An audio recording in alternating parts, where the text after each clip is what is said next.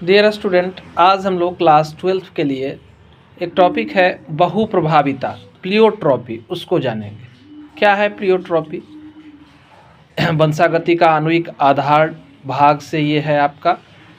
तो हम जानते हैं सामान्यतः एक जीन जो है एक गुण को निर्धारित करते हैं, लेकिन कभी कभी ऐसा होता है एक जीन जो है एक से ज़्यादा गुणों को प्रभावित करते हैं।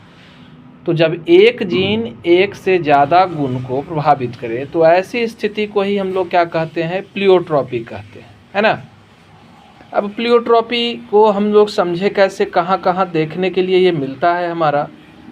तो बहुत सारा उदाहरण है इसका। जैसे मटर में एक ही जीन होता है, वो फूल को और बीज के कवच को, आवरण को, है ना, रंग को, उनके आवरण के रंग को प्रभावित करता है। यानी पुष्प का रंग और बीज का आवरण का रंग जो है वो दोनों निर्धारित होता है किससे? तो एक ही जीन से। तो एक जीन से एक से ज़्यादा लक्षण निर्धारित हुए, तो ये प्लियोट्रॉपी का उदाहरण हुआ, बहुप्रभाविता का उदाहरण हुआ। अब इसी तरह से लाल रक्त कोशिका जो है कभी कभी हाशिए के आकार की हो जाती है, जिस बीमारी को, आनुवांशिक बीमारी है जिसको सिकल सेल एनीमिया कहते हैं, है ना। तो ये भी एक अप्रभावी जीन के कारण होता है। मनुष्य में त्वचा का रंग जो है वो 3 अलग अलग जीन के द्वारा, ए, बी और सी के द्वारा निर्धारित होता है, ठीक है। तो ये भी इसी का उदाहरण है। बहुप्रभाविता में एक जीन कई प्रभावों को नियंत्रित और निर्धारित करता है। एक ही जीन से एक से ज़्यादा लक्षण निर्धारित होते हैं, है ना। तो बहुप्रभाविता के कारण एक या अलग अलग वंशावली में एक ही विकार वाले दूसरे व्यक्ति में अलग अलग लक्षण दिखाई देते हैं। तो सबसे पहला यहाँ देखिए, सिकल सेल एनीमिया वाला उदाहरण दे दिए हैं। ये आरबीसी का सामान्य आकार, हाशिए के आकार का आरबीसी। बहुप्रभाविता का सबसे बढ़िया उदाहरण अगर आपसे पूछे तो वो है लाल रक्त कोशिकाओं का हाशिए के आकार का हो जाना, है ना। यह रोग जो है अप्रभावी जीन के कारण होता है। इसमें क्या है, आरबीसी सिकुड़ जाता है और हाशिए के आकार का हो जाता है।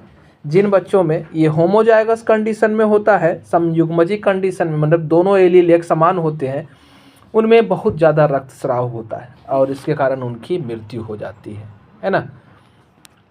वे अत्यधिक रक्तस्राव के कारण ही मरते हैं, परंतु जो इस लक्षण के लिए हेट्रोजाइगस कंडीशन को रखते हैं, मतलब एलील का टाइप जीन समान, एलील अलग अलग प्रकार का होगा, है ना, तो कुछ कम रक्तता उनमें होती है और इसके कारण वो जीवित रहते हैं। और जो हेट्रोजाइगस कंडीशन वाले होते हैं उनमें क्या होता है, मलेरिया परजीवी जो होते हैं प्लाज्मोडियम, वो पनपते नहीं हैं, है ना। वो इस सिकल सेल शेप वाले आरबीसी में जिंदा ही नहीं रह पाते हैं प्लाज्मोडियम। फलतः जिन क्षेत्र में मलेरिया रोग काफ़ी होता है वहाँ पर हेट्रोजाइगस हाशिए के आकार वाली रोगी की उत्तरजीविता जो है वो बढ़ जाती है, यानी उनको मलेरिया नहीं होगा। ऐसे क्षेत्र के मानव में सामान्य रक्त वाले और विषमयुग्मजी हाशिए रोग वाले व्यक्ति दोनों ही होते हैं और रोगी व्यक्ति कैरियर का कार्य करता है और इस जीन को पीढ़ी दर पीढ़ी क्या करता है, पहुंचाने का काम करता है। तो इस तरह से हम लोगों ने बहुप्रभाविता को जाना, बहुप्रभाविता क्या है इसको समझा, है ना। और समझता हूँ कि बहुप्रभाविता को आप समझ चुके होंगे। और वीडियो पसंद आए तो लाइक बटन दबाएं। हमारे वीडियो के नोटिफिकेशन के लिए चैनल को सब्सक्राइब करें।